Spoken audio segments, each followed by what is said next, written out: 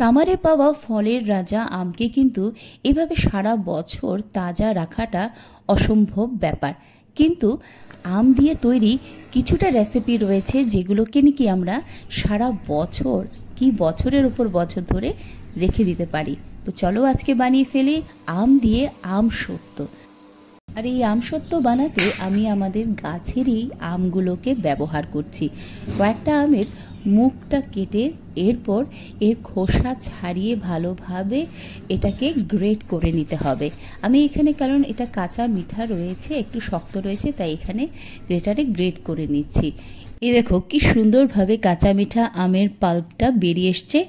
এবার আমটার টক অনুসারে আমাদেরকে এখানে চিনির গুঁড়ো দিয়ে দিতে হবে। তো চিনির গুঁড়ো মিক্সড করার পর এতে একটু লাল লঙ্কার গুঁড়ো দিয়ে দিচ্ছি, কারণ এটা একটু আমসত্ত্ব হচ্ছে, একটু ঝাল মিষ্টি টক এইভাবেই আমাদের আমসত্ত্বটা তৈরি হবে। এভাবে এটাকে ফেটিয়ে একটা থালায় তেল গ্রিস করে একটা ছাঁকনিতে এই পাল্পটাকে আবার কিন্তু আমাদেরকে ছেঁকে নিতে হবে, কারণ মিশ্রণটা যতই মিহি হবে ততই আমাদের এই আমসত্ত্বটা যখন শুকিয়ে আসবে তুলতে খুব সুবিধা হবে। এবারে মিক্সচারটাকে সুন্দরভাবে পুরো থালায় ছড়িয়ে দিতে হবে আর আঙুল দিয়ে ভালোভাবে এটাকে আঙুল ঘুরিয়ে নিতে হবে, কারণ তাহলে এটার মধ্যে কোনো ফাঁকা থাকবে না। এরপর এটাকে দুদিনের রোদে ভালোভাবে টানিয়ে নিতে হবে।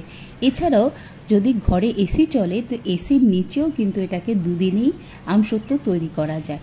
তো আমাদের আজকে আমসত্ত্বটা সুন্দরভাবে শুকিয়ে এসেছে। এই দেখো আমসত্ত্বটা কিভাবে টেনে নিয়েছে। এখন এটাকে ধীরে ধীরে করে উঠাতে হবে, কারণ একটু তাড়াহুড়া করলেই কিন্তু এটার মধ্যে ফাটল ধরে যাবে। তো খুব আস্তে ধীরে করে, কারণ এটাতে তেল অলরেডি গ্রিস করা আছে, তো এটা এমনি উঠে আসবে, কিন্তু একটু সাবধান। তো সুন্দরভাবে নেটের মতন আমাদের আমসত্ত্বটা উঠে এসেছে। এবার আমরা এটাকে রোল করে নেব। এবারে এটাকে ছোট ছোট সাইজে কেটে ফ্রিজে রেখে গোটা বছর আমসত্ত্ব খেতে ভাবো এইভাবেই। তো কেমন লাগলো? আমসত্ত্বটা কিন্তু দারুণ হয়েছে, মানে টক ঝাল মিষ্টি একটু রয়েছে। এইভাবেই চটপটে ঘরে নিজে করেই বানিয়ে ফেলুন কাঁচা মিঠা আমের আমসত্ত্ব। রেসিপিটা ভালো লাগলে শেয়ার করতে ভুলবেন না।